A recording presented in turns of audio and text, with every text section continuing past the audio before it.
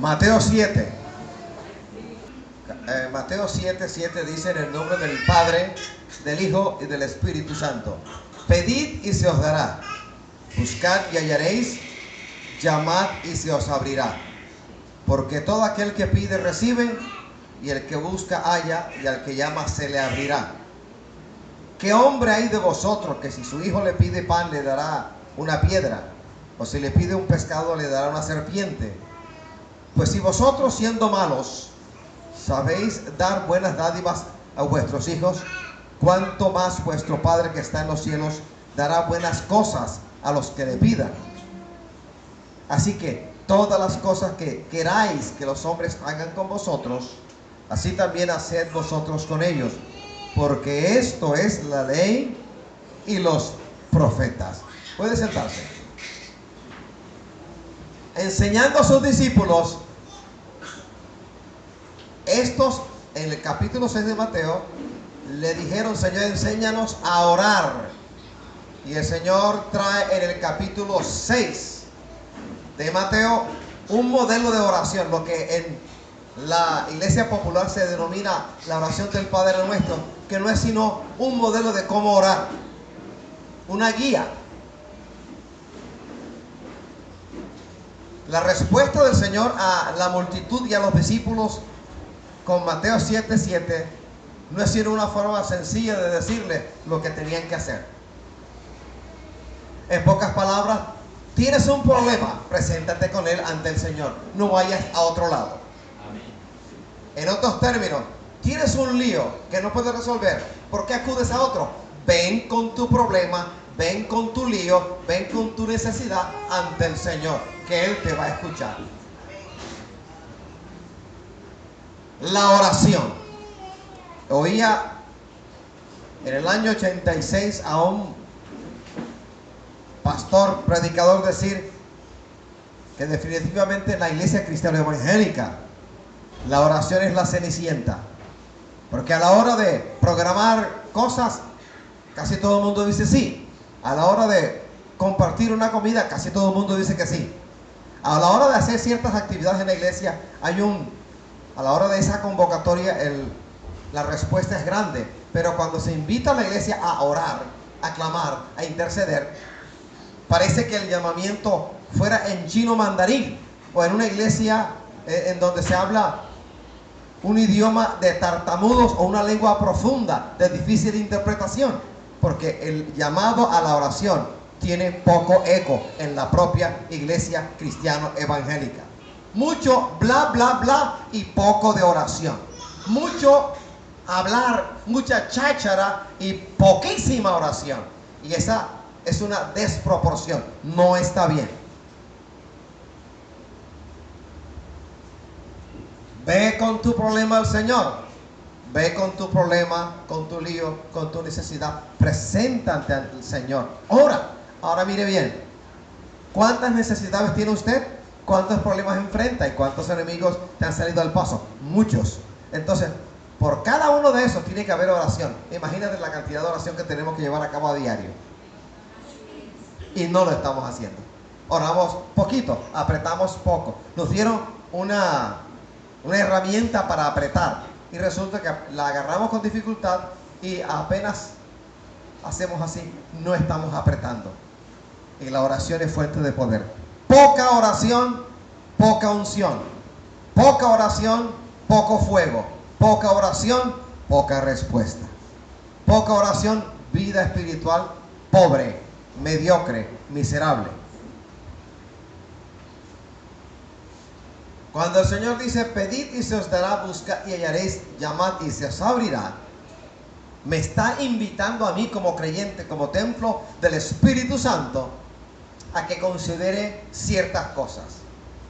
Me está diciendo el Señor que Él es luz para todo lo que yo necesito.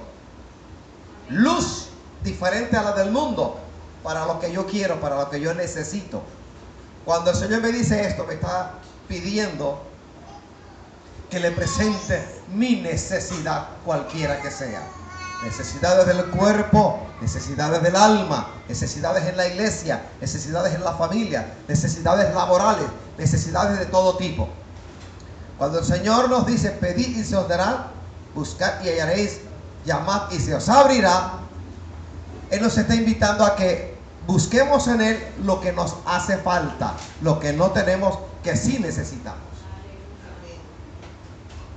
Cuando el Señor nos dice, pedid y se os dará, buscad y hallaréis, llamad y se os abrirá, entre otras cosas nos está invitando a volver a un lugar del cual por una u otra razón nos sentimos excluidos. El mundo nos excluye. A veces la propia familia sanguínea nos excluye. A veces en el trabajo a uno lo excluyen. Porque hay círculo íntimo de amigos que te excluyen o que me excluyen. El Señor no lo hace. El Señor te dice, ven y yo te recibo. Ven y en mí hallarás reposo. Ven y en mí hallarás respuesta. Esa es la palabra que el Señor nos recuerda en esta mañana. Repite conmigo. Pedid y se os dará. Buscad y hallaréis. Llamad y se os abrirá. ¿Y por qué no lo cree la iglesia? ¿Por qué no lo crees, hermano? ¿Qué dificultad tienes tú para no creerlo? Ahora bien, hay mucha gente que ora. El músico no cristiano ora para que le vaya bien en el toque y la moña, lenguaje de músico, sea grande. Todo el mundo ora, todo el mundo pide. Todo el mundo ora. Entonces, mira la dificultad que hay cuando uno ora solamente cuando la necesidad toca la puerta. Y mira la facilidad que hay cuando la necesidad toca la puerta y hemos venido orando en necesidad, sin necesidad, en líos y sin líos. Se facilita hablar con alguien con quien tenemos armonía, coinonía, amistad. Si la amistad con el Señor es una realidad en nuestra vida, se facilita que yo me acerque a Él en todo tiempo, en todo momento, y le pida y le clame a Él. De manera práctica, cuando usted está por la calle o en su trabajo y tiene una necesidad económica, necesita 20,000 pesos, la plata se te quedó en la casa, se te olvidó y necesitas 20,000 pesos. Qué difícil es para ti o para mí acercarnos a alguien en nuestro trabajo con el cual no tenemos coinonía, no tenemos amistad. Resulta muy difícil acercarse a esa persona. Mas cuando es alguien con quien tenemos amistad, coinonía, que de una u otra forma él y yo, ella y yo, compartimos necesidades, angustias, se facilita que me acerque a esa persona y le diga, mira, me ocurrió esto. Primero va a creer porque tenemos hay un vínculo, pero cuando el vínculo falta, qué difícil es poder orar. El rey Ezequías, capítulos 36, 37, 38 y 39 de Isaías, era uno de esos. Era rey judío, era rey sobre el pequeño estado de Judá. Por lo tanto, él fue enseñado, fue circuncidado desde el 8º día de nacido y fue enseñado en la ley desde niñito, costumbre típica judía. El asunto era Sennacherib, un rey asirio, capitán Nínive, que había invadido toda Judá y le tocó el turno a Jerusalén, la rodeó, envió a su Rabsacés, una especie de capitán, lo envió, rodeó, y cuando le entregaron unas cartas para que entregara 1,000 jinetes, porque había 1,000 caballos alrededor de Jerusalén, en lugar de orar, como no tenía coinonía con el Señor, como no oraba casi, si es que oraba, por eso cuando se presentó la amenaza de Sennacherib, ¿qué hizo? En lugar de orar, cosa que no hacía, le dijo a el profeta de turno, a Isaías, ve y ora a ver si tu Dios te responde. ¿Qué clase de rey era ese? ¿Qué clase de cristiano eres tú? Cuando a veces le dice, ay hermano, oré por esto, cuando tú eres el primero en la línea que debes orar por tu propia necesidad. Yo puedo pedir, yo pido oración, a veces en la madrugada, en la alborada de oración pido, hermano, oren por mí, porque a nadie aquí es Superman, necesitamos la ayuda, orando los unos por los otros, sobrellevando la carga de los unos por los otros. No es pecaminoso pedir que oren por uno, pero sí es pecaminoso que todo el tiempo yo le pida a la iglesia, ora, ora, ora, ora, y yo nunca oro. O sea, aparte de pecar, le niego al Señor, le resto la posibilidad de hacer en mí una obra primorosa, una obra perfecta. Así que lo que quiero decir con esto es lo siguiente. ¿Acaso no es más fácil orar al Señor cuando uno está acostumbrado a orar con el Señor? ¿Acaso no es muy difícil, casi que imposible, orar al Señor cuando no tenemos la costumbre de hacerlo? Alabado sea el Señor. Entonces, aquí hay una triple seguridad en el ejercicio de la fe, en el ejercicio del amor, en el ejercicio de la obediencia. Pedid y se os dará. Buscad y hallaréis. Llamad y se os abrirá. Ahora, aclaro algo, hago un alto en el camino para aquellos que son ligeros a la hora de escuchar, de pensar, de meditar. Se me dice, pedid y se os dará. Pero no se me anuncia, no se me explica cuánto tiempo va a pasar entre mi petición y la respuesta del Señor. Se me dice, buscad y hallaréis. Mas no se me dice cuánto tiempo me va a tomar a mí el buscar hasta cuando finalmente halle, encuentre. Se me anuncia, se me dice, llamad y se os abrirá. Pero no se me dice con cuánta rapidez el dueño de la casa en cuya puerta estoy tocando me va a abrir la puerta. Ahora bien, la Biblia de manera extensiva me enseña, aquí hay que orar para que el Señor nos dé espíritu de sabiduría en la palabra. Aquí no es quedarnos con 3 versículos bandera, eslogan de político, no Señor, sino desde Génesis hasta Apocalipsis. Toda la escritura es inspirada por Dios y es útil para enseñar, para corregir, para redarguir y para instruir. Para todo eso sirve la Biblia. Entonces, cuando uno lee la Biblia de manera extensiva, no con los 3 versículos de siempre, no con el Salmo 23 abierto, el 91 abierto como cábala, como agüero, sino leyendo toda la palabra, uno entiende, uno comprende con la ayuda de la luz del Espíritu Santo que hay oraciones que el Señor responde antes de abrir la boca para pedir. Amén. Isaías lo corrobora. Antes de abrir la boca ya habré respondido. Hay oraciones que ocurren así. Va uno a pedir y el Señor dice, ya te respondí, ya te contesté, ya está hecho. Hay otras oraciones que toman tiempo. ¿Qué tiempo? No lo sé. No me pregunta, que aquí nadie lo sabe. Hay oraciones que toman 5 años. 4 años, 3 años, 15 años, 25 años, 30 años, más años. Una oración de el padre de la fe, del amigo de Dios, Abraham, que le tomó 1/4 de siglo para ver la respuesta de Jehová. Jehová a los 75 le habló, casi llegando a los 100 fue cuando le respondió. ¿Y de qué depende? ¿Del mérito humano o de la voluntad del Padre? Y la respuesta usted la sabe, de la voluntad del Padre. No depende de ti, mi hermano, depende del Todopoderoso. Otra oración bíblica. Las hermanas de Lázaro, María y Marta, sí estaban orando por su hermano. Eran amigas del Señor. Una familia muy amada por Jesucristo el Señor. Y estando cerca de Betábara, le llegó una comisión. Te manda a decir Marta y María que su hermano Lázaro está gravemente enfermo, y al parecer el Señor fue indiferente o grosero, al parecer, porque no dijo nada y no fue enseguida, sino que a propósito, aposta, intencionalmente esperó que el enfermo muriera. En ese proceso yo puedo imaginar a Pedro y a los demás diciendo, hablando entre ellos, chismoseando, murmurando, oye, y este no lo quiere, ¿y por qué no va enseguida? ¿Qué hace aquí? Vámonos allá.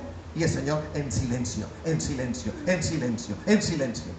Cuando él sabía que estaba muerto, fue a la aldea. ¿Quién le salió al paso? Una de las hermanas, la más díscola, Marta. Y en lugar de decirle, murió, lo regañó. le dijo, si tú hubieses estado aquí, mi hermano Lázaro no habría muerto. Mejor dicho, le echó la culpa al Señor. En lugar de saludarlo, en lugar de bendecirlo, en lugar de honrarlo, no le echó la culpa. Y cuando fue a la casa y encontró a María, María parece que hubiese escuchado la grabación de la hermana Marta, porque dijo lo mismo.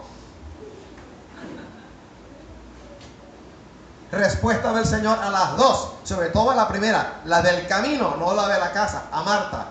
No te he dicho que si crees, verás la gloria de Dios. Amén. Palabras del Señor, no palabras del político. Pero no creemos la palabra del Señor, porque queremos que el Señor haga lo que queremos hacer. Queremos torcerle el brazo al Señor y que el Señor haga conforme a nuestro deseo. Y tú no eres Dios, yo menos. Tú eres un simple ser humano transformado por el poder de Dios. ¿Cómo que el Señor va a complacer tus caprichitos? Porque a veces son caprichos. Todo lo que es fuera de la voluntad del Señor es capricho. Todo lo que no es conforme a la palabra del Señor es capricho. Todo lo que no es de conformidad con el poder de Dios es capricho, vanidad. Vanidad de vanidades, como dice el predicador. A su nombre. Gloria. Un aplauso a Jesucristo, Señor.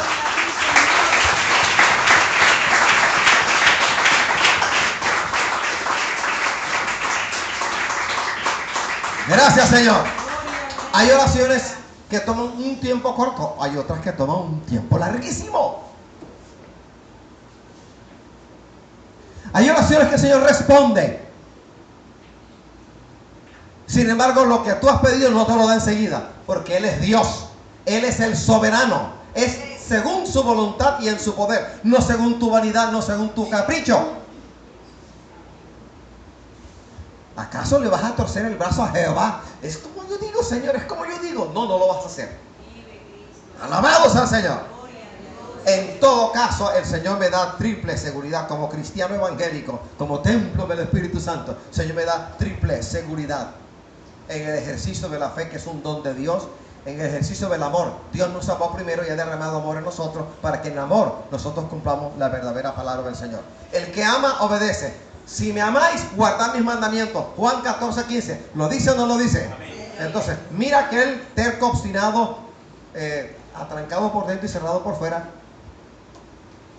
que dice que ama al Señor, que es cristiano evangélico y es desobediente. No ama a Dios, porque la prueba irrefutable, la prueba de pruebas, la evidencia de evidencia de que uno ama al Señor es que uno es obediente. En las pequeñas cosas, en los pequeños detalles y en los grandotes también. Uno es obediente. Alabado sea el Señor. Entonces, ¿méritos humanos o misericordia divina?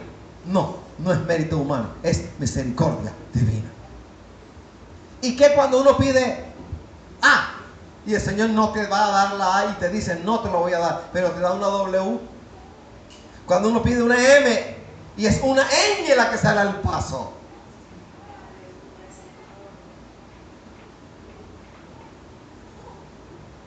Señor, que mi familia se convierta, y durante ese mes la familia se alborota como nunca antes. Empieza como nunca antes a rajar de ti, a hablar mal del evangelio. Y que si estamos pidiendo y resulta que las tinieblas se revuelven, hay más demonios llegando, intentando entrar en tu casa, hay más rituales de hechicería, de brujería, de magia negra, hay más entierros, hay más trabajo de vudú en la provincia del Atlántico o en el litoral del Atlántico. ¿Qué vas a hacer? Decir, bueno, no voy a orar más porque entre más oro, más se revuelve Satanás. Y es exactamente lo contrario, porque estás orando sin fe. Cuando uno ora con fe, pase lo que pase, si el Señor es conmigo, ¿quién contra mí? 8:31 de Romanos, que dice, ¿qué pues diremos a esto? Si Dios es por nosotros, ¿quién contra nosotros? Alabados sea el Señor. Allá usted sí no lo cree, yo lo creo y vivo de conformidad con eso. ¡Aleluya! ¡A su nombre! Ahora, pedid y se os dará, buscad y hallaréis, llamad y se os abrirá. Tiene que ver, esto es responsabilidad nuestra, con pedir correctamente. ¿Qué es pedir correctamente? Pedir de conformidad con la palabra. Yo no le puedo pedir al Señor algo que está prescrito en la palabra que no debo pedir, que no debo buscar. Es de conformidad con la palabra. Ahora bien, si no conozco la Biblia, si no conozco la palabra, créeme que en ciertas ocasiones estaré orando por cosas que son contrarias a su palabra. Así que la palabra es lumbrera al camino, es lumbrera al camino. Entonces, cuando uno conoce la palabra de manera extensiva, de buena manera, y busca más el conocimiento de la palabra, más se entera uno de cómo procede el Señor en ciertos asuntos y ciertas circunstancias. Y eso es conocimiento para uno. Y el conocimiento que viene de parte del Espíritu Santo por el estudio sistemático, sosegado de la palabra, a uno le va a evitar pedir cosas que están fuera de la voluntad del Señor y pedir otras que sí están en el corazón del Padre eterno, hacer, llevar a cabo y dárnosla. El conocer la palabra a mí me evita orar en contra de la voluntad del Señor. El conocer la palabra me ayuda a pedir de conformidad a su voluntad, que está escrita, y al poder en el Espíritu Santo. Orar correctamente es pedir de conformidad con la palabra. Es necesario conocer la palabra. ¿Qué es orar correctamente? ¿Qué es pedir correctamente? Orar, pedir en el poder de Dios. Alabado sea Jesús. Y aquí se necesita fe. Se necesita fe. Se necesita obediencia. Fe, esperanza. La fe que nos viene como un vehículo a través del cual tenemos acceso a lo divino. 2:8 de Efesios, que dice: así que vosotros sois salvos por medio de la fe, y esto no de vosotros, pues es don de Dios, no por obras, para que nadie se gloríe. Pero el capítulo 2 de Santiago me dice que la fe sin obras está muerta, como lo hemos enseñado vez tras vez, cosa que a mí no me es onerosa decirlo, sino que hay que decirlo de nuevo al final del capítulo 2 de Santiago, cuando Santiago habla de la fe sin obras. ¿Qué dice? Así como el cuerpo sin espíritu está muerto, así la fe sin obras está muerta. ¿Y cuál es la obra de la fe? Obediencia, obediencia, obediencia. O sea, saber no es suficiente. Los demonios conocen y tiemblan. ¿Lo ha leído? La Biblia dice: también los demonios conocen y tiemblan, porque para ellos es insuficiente el haber conocido. Satanás conocía al Padre, y Satanás entraba y salía de la presencia del Padre eterno. Se movía en el santo monte de Jehová. Para su creación fueron creados un buen número de instrumentos, porque a él se le encargó la alabanza en el cielo eterno. Y no se sublevó, no se rebeló, no fue en contra el Padre eterno, y lo echaron, y se convierte en el enemigo número 1 de nuestra alma. Desobediencia. Alabado sea el Señor. Y yo anhelo y pido que en esta iglesia haya, por encima de todo, obedientes al pastor. Primero al pastor de pastores, primero al Señor. Porque si tú te sujetas al Señor, a ti te es fácil sujetarte al pastor que ha colocado en esta iglesia. Mas cuando tú no te sujetas al Señor ni a tu propia sombra, ¿qué te vas a sujetar tú a ningún pastor? No hay ningún pastor para ti, no lo hay. Gracias, Señor. Voy a leer un pasaje. Gracias, Señor. Santiago 1, capítulo número 1 de la Epístola Universal de Santiago. A partir del versículo 5 dice: y si alguno de vosotros tiene falta de sabiduría, pídela a Dios, el cual da a todos abundantemente y sin reproche, y le será dada. Pero pida con fe, no dudando nada, porque el que duda es semejante a la onda del mar, que es arrastrada por el viento y echada de una parte a otra. No piense que quien tal haga recibirá cosa alguna del Señor. El hombre de doble ánimo es inconstante en todos sus caminos. Doblez de ánimo, falta de longanimidad. Hoy creo, mañana no. Creo cuando el hermano que está predicando nos habla de fe y ora y nos hace pasar al frente y nos pide levantar la mano. Yo siento el poder de Dios en mi vida. Pero cuando llego a la casa y llegué, recibo de la luz y recibo de la AAA, entonces la fe se va por el alcantarillado. Doble ánimo. No hay longanimidad, porque debo ser el mismo en la abundancia y en la escasez. O te rajas en la escasez. ¿Te rajas en la escasez? ¿Pelas el cobre en la escasez? ¿Reniegas en la escasez? ¿Hablas más del Señor en la escasez? ¿Y dice que no quiere más evangelio porque estás en la escasez? Yo sé que muchos en Barranquilla, si estuvieran en la escasez, no serían cristianos evangélicos ni predicarían el evangelio. Eso lo sé. No han sido enseñados. Han sido enseñados en otras malas prácticas. Alabado Jesucristo el Señor. A su nombre. Voy a leer otro pasaje. Gracias, Señor, por la Biblia. Santiago 4:3 dice: pedís y no recibís, porque pedís mal, para gastar en vuestros deleites. Entonces a veces no pedimos bien. No pedimos bien, pedimos mal. Por ejemplo, ¿qué hago yo pidiendo? Señor, dame 12 buses con aire acondicionado, 5 tractores. ¿Qué hago yo y para qué? ¿Para qué pido eso yo? Es decir, dentro del pedir correctamente debe haber un propósito, una necesidad, algo que el Señor va a hacer, y lo que yo pida debe ser para la gloria y honra del Padre eterno. Yo no puedo pedir fuera de la voluntad del Señor, porque me hago ignominioso, vil ante Él. Tengo que pedir de conformidad con su voluntad, con su voluntad. Amigos, hermanos, ¿quién quiere sufrir? ¿Nadie? Contéstame, por favor, te doy permiso. Cuentas con mi beneplácito para responderme verbalmente. ¿Hay alguien aquí que quiera sufrir? Ah, sí, estás con temor. No te atreves a responderme la verdad. Aquí nadie quiere sufrir, y fuera menos. Nadie quiere sufrir. Levante la mano los hijos de Dios. Ninguno de los que levantó la mano quiere sufrir.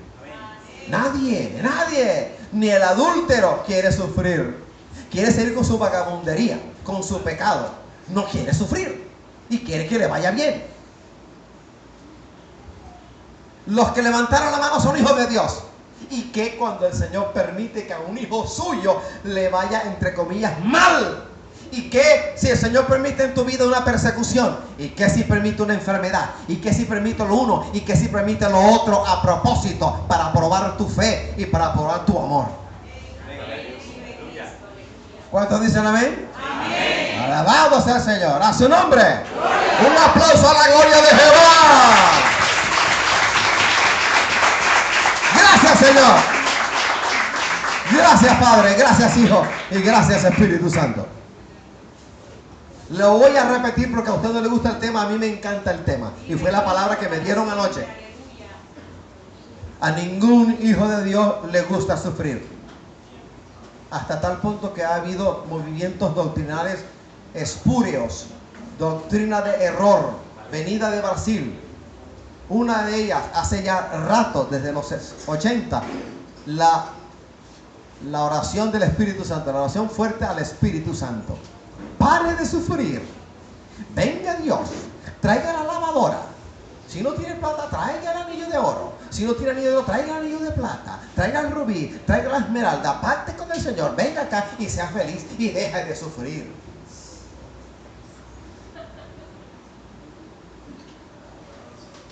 ¿Qué haces, hijo de Dios? Hija de Dios, ¿qué haces cuando el Señor permite en ti sufrimiento? En ti calamidad, en ti persecución. ¿Qué haces? ¿Vas a renegar contra el que te dio la forma? Tú, una vasija de barro, vas a altercar con el que te dio la forma, el alfarero. Aquí hago otro alto en el camino para decirte, para recordarte que cuando el Señor permite en nosotros dificultades, campaña de descrédito, calumnia, persecución, que te persiguen, que te saquen una pistola y te apunten y te quieran matar. Si el Señor lo permite, créeme, iglesia, lo permite con un propósito. Algo está haciendo contigo. Algo está haciendo. Algo está haciendo. Así que cuando vengan dificultades, pruebas y maravillas, yo me siento bien amado. Porque para que todas estas cosas ocurran, para que Satanás se interese tanto en mi iglesia, en mi casa y en mi vida, algo muy bueno debo estar haciendo para que el interés de este ser infernal sea dirigido hacia mí. Así que, ¿cómo me debo sentir en lugar de renegar otra vez? Otro diablo, siempre es diablo, siempre es diablo. ¿Y hasta cuándo tendré que orar? Hasta cuando te mueras. Pues cuando esto ocurre, me siento bienaventurado, me siento bien amado, porque algo muy bueno estoy haciendo. Amén. En lugar de mirarlo como antes lo veía, cambia la perspectiva. No lo mires más como tú lo mirabas. Mira como mira el Señor. Míralo y te darás cuenta que eres bienaventurada y bienaventurado. Porque el Señor permite a nosotros sufrimiento. Cristo sufrió en la cruz del Calvario, y antes de la cruz del Calvario sufrió. Cristo, el Dios encarnado,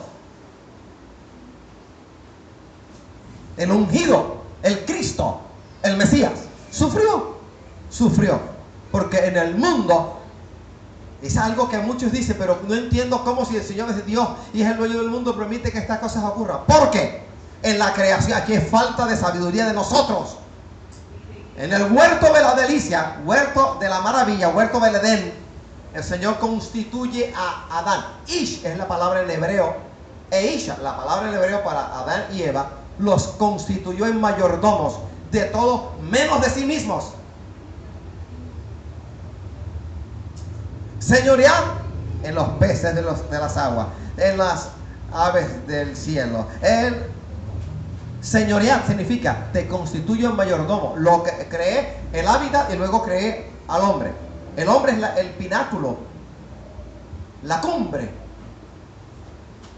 la cúspide de la creación de Dios. Creó el medio ambiente, todo el entorno, y luego creó al hombre y lo constituyó en mayordomo de eso, en administrador. Cuando el Señor ve que Adán y Eva pecan, ocurren varias cosas. Primero, en ellos se gesta un cambio en su moralidad, y nosotros somos testigos de ese cambio, porque lo que Pablo denomina en el Nuevo Testamento naturaleza pecaminosa o adánica o carne, o la ley que está en nuestros miembros, la hemos heredado de Adán y Eva a partir del pecado de ellos hace milenios. ¿Qué más se produjo cuando ellos pecaron? La mayordomía que estaba en su mano pasó a las manos de aquel que le hizo pecar. El que peca ya no es libre, sino que pasa a las manos de aquel que le hizo pecar. Aquel que le venció porque le hizo pecar, robó, tomó, hurtó de la mano de Adán la mayordomía. Así que este alquiler de Adán, esta renta de Adán, el alquiler de Adán, ¿cuándo se acabó? Cuando Cristo venció en la cruz del Calvario. Porque el Calvario significa para la iglesia salvación, redención, vida eterna. Pero también para las tinieblas significa juicio. Y ha pasado un tiempo de allá para acá que corresponde al desarrollo, al ensanchamiento de la iglesia, hasta cuando haya rapto. Al final de los tiempos, en el milenio, el alquiler, el arriendo que pasó de Adán a las manos de Satanás, quien le hizo pecar, quien le venció, el Señor lo tomará, porque Él es el verdadero dueño de lo que creó. La tierra la creó el Señor, y todo lo que hay en la tierra lo creó el Señor. La verdadera mayordomía volverá a quien hizo todo esto, el Señor. Pero mientras tanto, en este mundo perdido y falaz y pecador, a Satanás se le ha dado un tiempo límite para que haga y deshaga. Pero en todo este tiempo que corresponde a la iglesia, tenemos la autoridad para orar, para atar, para ligar, para reprender y para ser más que vencedores. Aun cuando tengamos hambre, aun cuando no haya vestido nuevo que colocarse, no importa, somos más que vencedores. ¿Cuándo termina el alquiler de Adán? ¿Cuándo? el Señor venga por segunda vez. Y estamos hablando de escatología, las cosas por venir. A su nombre. Así que la preguntita tontona de ¿hasta cuándo tengo que orar y reprender diablo? ¿Hasta cuando te mueras? O Cristo venga por ti en el rapto de la iglesia. Porque estás en un mundo perdido y pecador. Este mundo tiene, capítulo 4 de Mateo, tiene reinos y tiene la gloria. Estos reinos tienen su gloria. Se llaman fútbol, Di Mayor, FIFA, se llama Hollywood, y hay otros muchos reinos en esta tierra que le pertenecen a Satanás. La politiquería es otro. Debo pedir entonces correctamente. ¡Qué maravilla! Bien me anuncian hoy: pedid y se os dará. Hay varias. Cuando uno hace análisis de texto y uno encuentra, oiga bien lo que dice la palabra, pedid, eso es modo imperativo. Buscad, modo imperativo. Tocad o llamad, modo imperativo. Y la modalidad imperativa en castellano se emplea no solo para dar órdenes, sino para rogar. En las oraciones en las rogativas, en las cosas que uno ruega, es normal que uno pida en modo imperativo, no dando órdenes. Escuché una vez un hermano decir: oye, pero eso de Señor dame, eso es una grosería, porque le estamos dando órdenes. El hermano ignora algo que es del castellano. La modalidad imperativa se usa para los ruegos, para las peticiones. Así que no es, mira lo que el Señor me está diciendo a mí: pedid y se os dará. Me está rogando que pida a Él en su nombre. Buscad y hallaréis. Me está pidiendo que busque en su nombre para que haya en Él. Y me está pidiendo que toque a la puerta. ¿Cuál puerta? ¿Cuál puerta? No la de la casa, la de vidrio, la de metal, la de madera u otro material. No, no, no. Que llame a Él, que clame a Él. Alabado sea el Señor. Hay un llamado fuerte de atención en el pasaje que hemos leído. Después de pedir se os dará. Usted va a leer y dice: ¿qué hombre hay de vosotros que si su hijo le pide pan, le dará una piedra? O si le pide un pescado, le dará una serpiente. Y agrega, esta es la conclusión, este es el preámbulo. Así empieza el Señor en pregunta. Y concluye diciendo: ¿qué es lo que dice el Señor? Que todavía no hemos entendido. Si vosotros siendo malos, aquí no se salva nadie. Todos somos malos porque nacimos en el seno de una mala naturaleza. La naturaleza humana, lo único bueno en nosotros es la presencia del Espíritu Santo en nuestra vida. El resto no sirve, no sirve, no sirve. No me venga con carita de yo no fui yo, porque no es así. Bueno ninguno, sino el Padre que está en los cielos. Si vosotros siendo malos sabéis dar buenas cosas a vuestros hijos, ¿acaso el Padre eterno, el Padre de Padre, no nos dará todas las cosas que pidiésemos? Mira hasta dónde se rebaja el Señor. Se compara contigo y conmigo. Dice: tú eres malo y te duele no poder darle a tus hijos. Yo soy el Padre de padres. Yo soy Dios, tú no lo eres. Si tú, siendo malo y medio, le das a tus hijos y te duele no darles más y más y más y más, yo que soy el Padre eterno, ¿acaso no te voy a dar todas las cosas que pidieras? ¡Alabado el Señor! ¡Alamasala!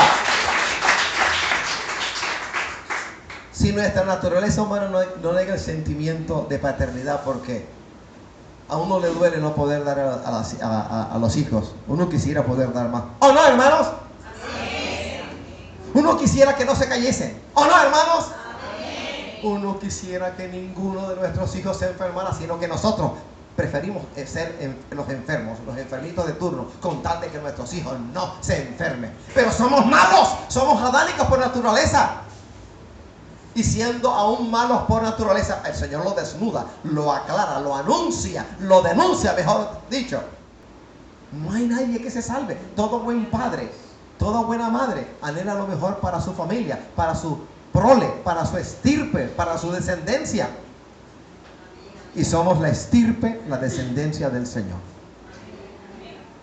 Porque aquel que está en Cristo es de la línea de Abraham. Y si vosotros sois de Cristo, ciertamente el linaje de Abraham sois, y herederos según la promesa. Lo dice el capítulo 3 de Gálatas al final. Y si vosotros sois de Cristo, ciertamente el linaje de Abraham sois. Pregúntate qué adquirió el antiguo creyente Abraham. Obtuvo tres grandes cosas de las cuales no hay que hablar aquí, porque ese es otro, eso es motivo para otra prédica, para otra enseñanza. Adquirió tres cosas. Te menciono una sola, un nombre que todavía hoy se menciona entre nosotros. Y del pacto abrahámico hay cosas que no se han cumplido, sino que en el milenio habrá un cumplimiento fehaciente de promesas que pertenecen al pacto entre el Padre Eterno y Abraham. Todavía mencionamos a Abraham. Alabado sea el Señor. Si soy padre, yo no sé cómo ahora usted, hermano, voy a abrir mi intimidad. A veces yo he estado orando y se me ha salido lo siguiente: Señor, ven acá. Tú eres padre y yo también. Tú eres perfecto, yo imperfecto. Tú eres Dios, yo no. Y mira, tú conoces mi corazón. Cómo me duele no poder dar cosas que he anhelado y sigo anhelando dar a mi familia, a mis hijas. Y yo me comparo contigo, Señor. Yo que soy malo siento así. Tú que eres Dios, ¿acaso no nos darás lo que te estamos pidiendo en tu voluntad? Porque no estamos pidiendo vanidad. Alabado Jesucristo el Señor. Voy a leer otro pasaje. Gracias, Señor. Gracias, mi Padre. Gracias, Señor, a su nombre. Pues diga gloria a Dios con ganas, a su nombre. Alabado sea el Señor. Gracias, Señor. A ver qué me enseña la palabra del Señor. Dice, 1 de Juan 5, el versículo 14 dice: y esta es la confianza que tenemos en Él, que si pedimos alguna cosa conforme a su voluntad, Él nos oye. Y si sabemos que Él nos oye en cualquier cosa que pidamos, sabemos que tenemos las peticiones que le hayamos hecho. ¿Qué le has pedido tú al Señor? Viniste hoy, hoy vas a hacer, tienes otras peticiones, pero antes de venir a la iglesia en este culto dominical, ¿qué peticiones has hecho? ¿Qué has pedido? ¿Qué has rogado? ¿Qué le has pedido al Padre? ¿Te acuerdas? Pedir correctamente, pedir con fe. Gracias, Señor. Pedir correctamente es pedir con fe. Mi alma te alaba y te bendice. Gracias, Señor. La cita me la sé de memoria, pero quiero leerla para ustedes. Hebreos 11:6 dice: pero sin fe es imposible agradar a Dios, porque es necesario que el que se acerca a Dios crea que le hay y que es galardonador de los que le buscan. El asunto es fe. Hermano, pero ¿cómo hago yo para tener fe? Primer graso error. La fe no se vende ni se compra, no se permuta. No.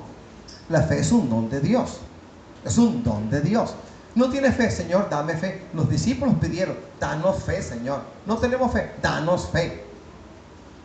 Entre otras cosas, pedid y se os dará. Pide fe hoy.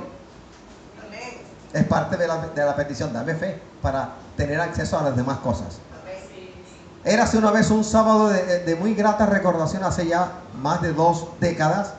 Sábado en la tarde estaba yo a punto de empezar a dictar clases. De hecho, iba en el bus de Granabastos hacia la iglesia en la cual me congregaba para enseñar un libro. Y ya el libro lo había enseñado, un libro de la Biblia. Y mi propuesta era: ahora llego, me siento, estoy cansado, es verdad. He trabajado mucho, es verdad. Estoy agotado, es verdad. Y entonces dicto el cuestionario. A los hermanos les encanta que les haga cuestionario porque delimito las preguntas para el examen. Oro y me voy para la casa y listo. Y me salió el Señor. Me salió. Porque cuando estaba sentado sentí fuego, literalmente fuego desde la planta de mis pies hasta mi cabeza.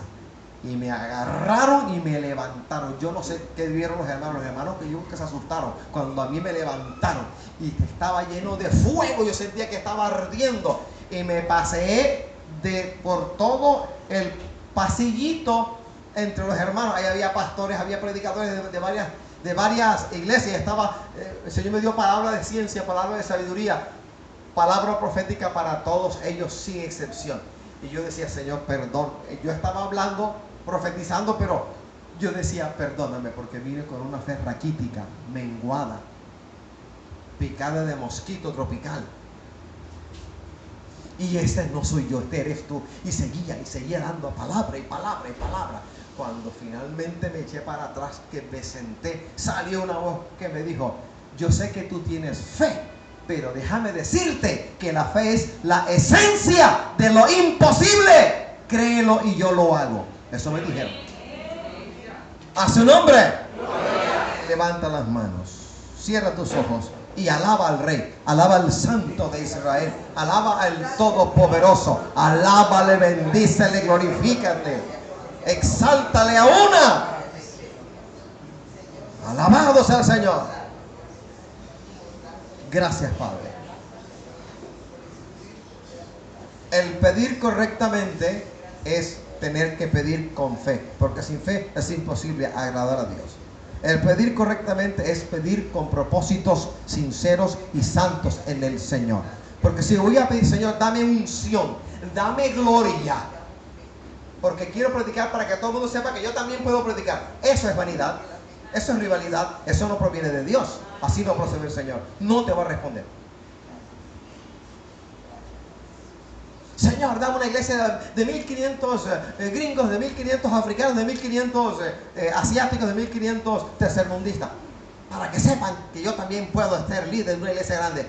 Vanidad, vanidad, vanidad. Porque no está dentro de la voluntad del Señor pedir de esa manera. Eso es vanidad. Eso es pecar contra el Señor. Ser grosero con aquel que nos tomó por hijos. El Salmo 50, el verso 15 dice, e invócame en el día de la angustia, te libraré y tú me honrarás. ¿Cuántos están en angustia? ¿Está sincero? No, nada, amén, levante la mano. Los que están en angustia, aquí hay una palabra para ti. Salmo 50, verso 15, e invócame en el día de la angustia, te libraré y tú me honrarás. Es parte del pedir correctamente. Hermano, me siento desolado, siento que hay sombras, he visto sombras moverse en la casa y veo un movimiento, a veces siento que azotan puertas y ventanas, que apagan y prenden las luces. Salmo 23, verso 4 que dice, aunque ande en valle de sombra de muerte, no temeré mal alguno porque tú estarás conmigo. Tu vara y tu callado me infundieran aliento. Aderezas mesa delante de mí en presencia de mis angustiadores. Unges mi cabeza con aceite, mi copa está rebosando. Ciertamente en la casa de Jehová viviré por largos días, dice la palabra al final. Ahí tienes al buen pastor, el que peleó por ti, el que pelea por ti. Hermano, ¿y qué me falta? Fe, F-E, fe. ¿Qué más me falta, hermano? Esperanza. ¿Y qué más te falta, hermano? Obediencia. ¿Y qué más te falta? Leer la Biblia. Sin esperanza que nos guíe y sin una palabra en la cual nos cimentamos, ¿qué hay para nosotros? Nada, nada. Los griegos pedían sabiduría para poder creer. Los judíos señales para poder creer. Y el Señor encerró a ambos grupos que se han perpetuado en la historia de la humanidad a algo que es el Evangelio. Cuando yo leo 1 Corintios, en el capítulo número 1, capítulo número 2, encuentro una palabra que dice, por cuanto el hombre no conoce a Dios por sabiduría, a Dios le plació que el hombre sea salvo por la locura de la predicación del Evangelio. ¿A cuántos no he conocido yo en la U del Atlántico y fuera de la Universidad del Atlántico donde laboro, que son filósofos, historiadores y demás científicos, y me quieren decir a mí, pruébame que Dios existe? Y la respuesta es, primero, uno que tiene una experiencia vívida con el Espíritu Santo no puede ser esclavo de uno que tiene un simple falaz argumento. Y número 2, a ti te tocará ser salvo, si es que eres salvo, si es que quieres ser salvo, por la locura de la predicación del Evangelio. Chao, chao, nos vemos. A su nombre, a su nombre. Hermano, que estamos esperando nosotros a aplaudir a la gloria de Jehová. Aleluya, aleluya.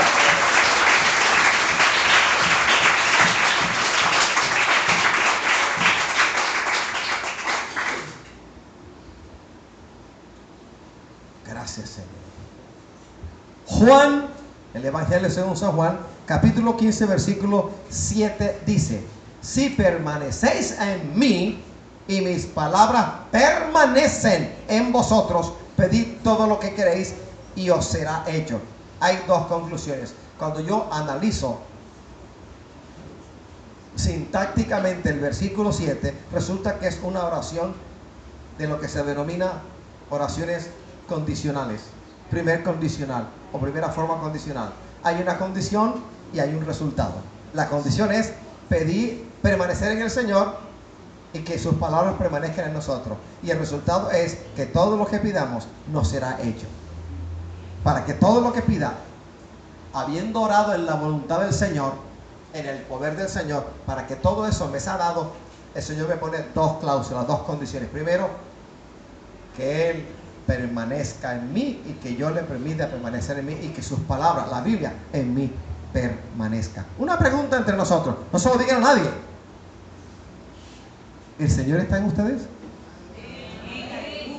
Pero respóndame, hermano, respóndame. ¿El Señor está en ustedes? Amén. ¿Cómo lo sabes? Otra preguntita. ¿Y tú estás en el Señor? Amén. ¿Cómo lo sabes?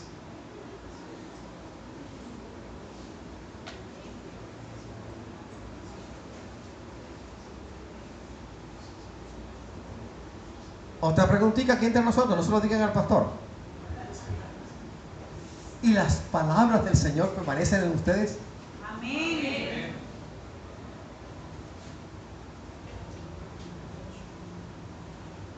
Gracias, Padre.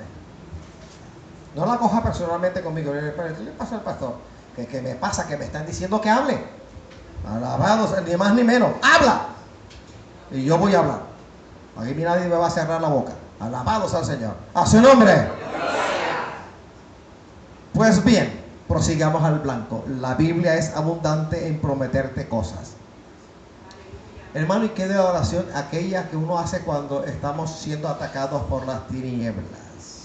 Hay abundancia de palabra para ti, iglesia, para mí, un sirviente de Jesucristo el Señor.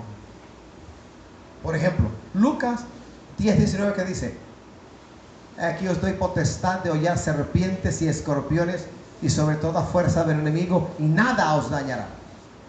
Mateo 18:18, que dice: de cierto os digo, todo lo que atéis en la tierra será atado en el cielo, y todo lo que desatéis en la tierra será desatado en el cielo. Primera de Juan 4:4, que dice: hijitos, vosotros sois de Dios y los habéis vencido, porque mayor es el que está en vosotros que el que está en el mundo. Alabado sea el Señor. Apocalipsis 12:11 dice: y ellos le han vencido por medio de la sangre del Cordero y de la palabra del testimonio de ellos, y menospreciaron sus vidas hasta la muerte.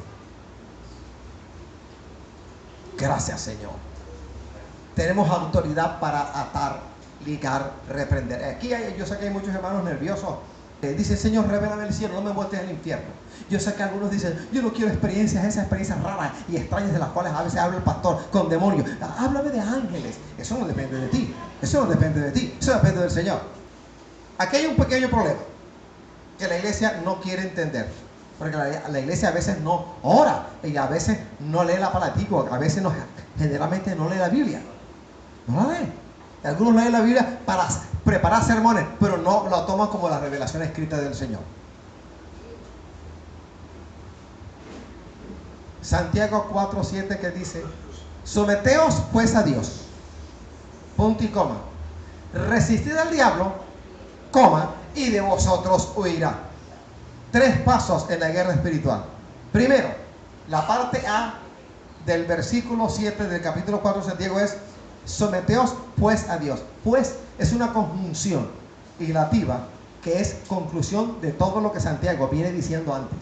Para entender este pues hay que leer los versículos anteriores. ¿De qué está hablando Santiago? Someteos pues a Dios. Primero que todo es sometimiento al Señor, porque los demonios saben si está sometido al Señor o no. Ellos no saben, porque hay un círculo protector alrededor nuestro, aun cuando no lo crea. Hay un círculo protector alrededor de nuestra vida, impenetrable para las tinieblas. ¿Sabes cómo se rompe ese círculo? Pecando. Y los demonios saben que cuando se acercan y no está esa cobertura, y dicen: este es de nosotros, este nos pertenece, este no es de Jehová, este es nuestro, está en pecado y me pertenece. Legalmente, todo aquel que peca no es libre, es esclavo de quien le convenció y le venció para que pecara. Y el esclavo no queda en la casa, no hereda, no hereda. ¡A su nombre! ¡Gloria! ¡Alabado sea el Señor! ¡Aleluya! ¿Cuántas ocasiones? Recuerdo una vez que fuimos, hace bastante tiempo, antes de empezar los 90, fuimos a una iglesia en el bosque, un domingo, escuela dominical. Cuando yo me iba a poner de pie para ir a predicar, me dijeron: predicarás sobre el rapto de la iglesia. Y dije: Señor, yo tengo mi mensaje preparado, pero yo hablo del rapto de la iglesia. Y eso fue el mensaje, me lo cambiaron. Y prediqué. Cuando estaba predicando, la experiencia que tuve fue que yo sabía, claro, nítido, que no estaba predicando a ninguno en la iglesia, sino a gente que estaba al frente y a los lados, que estaban escuchando la palabra. ¿Quién sabe qué estaba haciendo el Señor con esos seres humanos, con esas familias? Isaías me recuerda algo de lo cual le voy a hablar ahora. Isaías 54, 17 dice: ninguna arma forjada contra ti prosperará, y condenarás toda lengua que se levante contra ti en juicio. Esta es la herencia de los siervos de Jehová, y su salvación de mí vendrá, dijo Jehová. Amén. Esa palabra una hermana que está aquí me la trajo. Me dijo: el Señor me decía que te dijera: ninguna arma forjada contra ti prosperará. La hermana Teresa. Alabados al Señor. Voy a leer Lucas 18:1. También les refirió Jesús una parábola sobre la necesidad de orar siempre y no desmayar, diciendo: había en una ciudad un juez que ni temía a Dios ni respetaba a hombre. ¿Qué clase de juez era? Un ateo, un impío, un irreverente. Había también en aquella ciudad una viuda, la cual venía a él diciendo: hazme justicia de mi adversario. Los dos, hasta ahora que hemos leído, los dos personajes de este relato, de esta parábola de Jesús, son, por un lado, uno que era juez, seguramente había estudiado, era letrado, pero era injusto. Por un lado, no creía en el Señor, no temía la venganza del Padre Eterno, y no le importaba la opinión de hombre alguno. Y por otro lado, la otra actriz de este reparto, una viuda. La viuda tenía una necesidad: hazme justicia de mi adversario. Es decir, la viuda tenía un pleito con alguien que le estaba haciendo mal. Y él no quiso por algún tiempo, pero después de esto dijo dentro de sí: aunque ni temo a Dios, ni tengo respeto a hombre, sin embargo, porque esta viuda me es molesta, le haré justicia, no sea que viniendo de continuo me agote la paciencia. Y dijo el Señor: oíd lo que dijo el juez injusto. Te repito lo que dijo el juez injusto.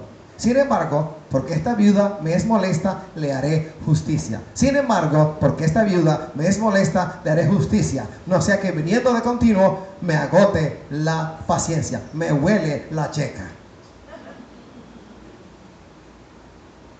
Y dijo el Señor: oíd lo que dijo el juez injusto. ¿Y acaso Dios no hará justicia a sus escogidos que claman a Él día y noche? ¿Se tardará en responderles? os digo que pronto les hará justicia. He aquí el lío. Pero cuando venga el Hijo del Hombre, hallará fe en la tierra. Así que el lío es el mismo, falta de fe. Falta de fe. Falta de fe. ¿Por qué el juez injusto de la parábola de Jesús decidió hacerle justicia? No por ser justo, él era injusto, sencillamente para que esa señora viuda no lo molestara más. Si yo clamo y clamo y clamo y clamo al Señor por algo debido, algo legal, algo de buen nombre, algo que necesito de veras y que Él sabe que necesito, ¿acaso no me va a responder? Tardará en responderme. Pero la pregunta del Señor es, ¿hallaré fe en ti? ¿Hay fe en ti? Gracias, Señor. Primera de Timoteo 5:5.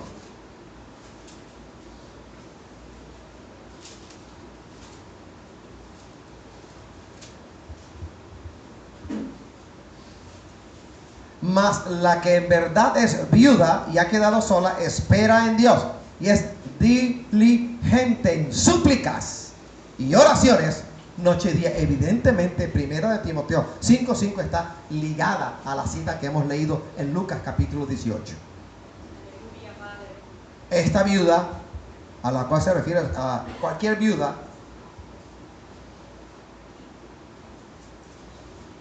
que sea diligente en súplicas y oraciones noche y día. ¿Cómo que has orado una semana? Has orado una semana, incluso algunos días has ayunado, y como no has visto la respuesta de Dios, dice que no vas a orar más ni vas a ayunar. ¿Cómo entiende usted eso? ¿Cómo lo entiende la iglesia? ¿Cómo lo entendemos? Una semana orando y orando y orando y orando, y en unos días ayunando. Se terminó la semana, Señor, ¿la respuesta qué? Entonces, no oro más, ¿para qué orar? ¿Y para qué ir a la iglesia? ¿Y para qué? ¿Y para qué? ¿Y para qué? ¿Y para qué? Desmayaste. Te vencieron. Te vencieron. Y la pregunta es, ¿habrás orado acaso con fe o sin fe? Gracias, Señor. Voy a Zacarías 2:8.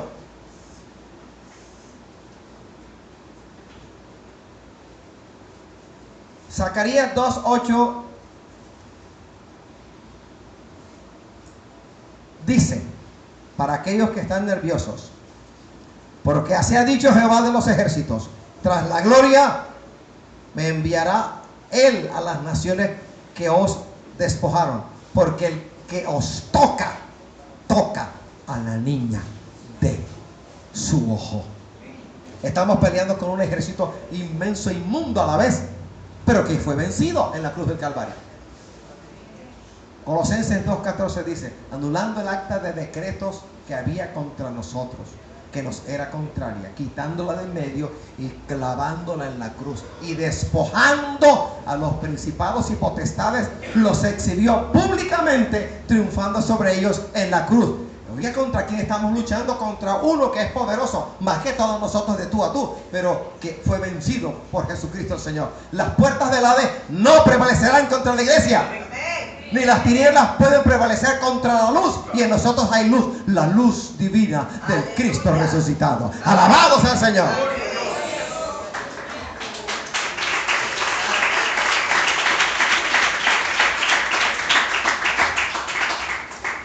Gracias, Señor, por tu palabra.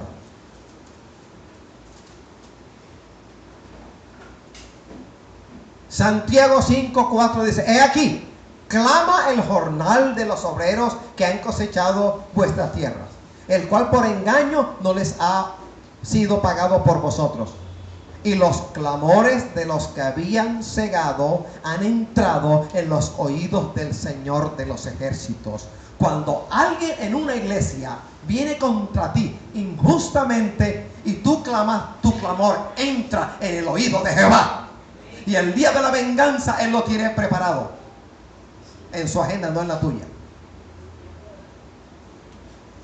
Cuando alguien viene contra ti diciendo no la verdad sino manipulándola en contra tuya y a favor de lo de ella, y tú clamas por justicia, créeme que tu clamor entra en el oído de Jehová, y el día de la venganza de Jehová está a las puertas. Cuando con injusticia han venido contra ti y tú clamas El Señor está pronto a ejecutar juicio contra aquellos que injustamente contra ti se levantaron. Alabado sea el Señor. Por eso no podemos dejar de clamar. No puedo dejar de clamar. Toda mi queja al Señor, mi necesidad al Señor, mi angustia al Señor, mi ansiedad sobre el Señor. Todo lo que yo sea, como ser humano, como padre, yo debo entregárselo al Señor. Lo he hecho. Señor esto, Señor aquello, Señor aquello, Señor aquello, Señor aquello. Ay, pero vas a cansar al Señor. ¿Quién te dijo eso? Estás hablando no sé cómo qué, pero no como cristiano evangélico, no como templo del Espíritu Santo, no como conocedor de la palabra. ¿Quién te dijo que a ti que el Señor es hombre que se cansa? Santiago 1:17 que dice: toda buena dádiva y todo don perfecto desciende de lo alto del Padre de las luces, en el cual no hay mudanza ni sombra de variación. ¿Se va a cansar el Señor? ¿Se va a cansar? ¿Se va a agotar? ¿Va a cambiar? No, Él no muda, Él no cambia. Alabado sea el Señor. Los que cambiamos para más somos nosotros, la iglesia. Gracias, Señor, por tu amor y por tu misericordia. Juan 14:12.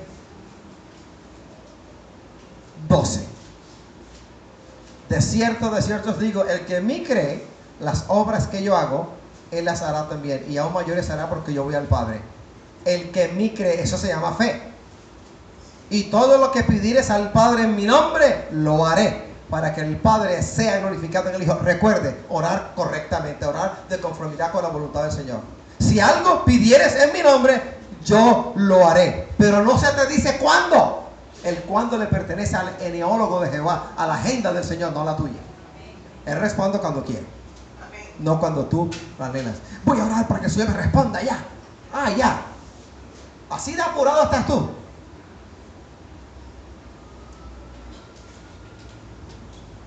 Gracias, Señor. Póngase de pie.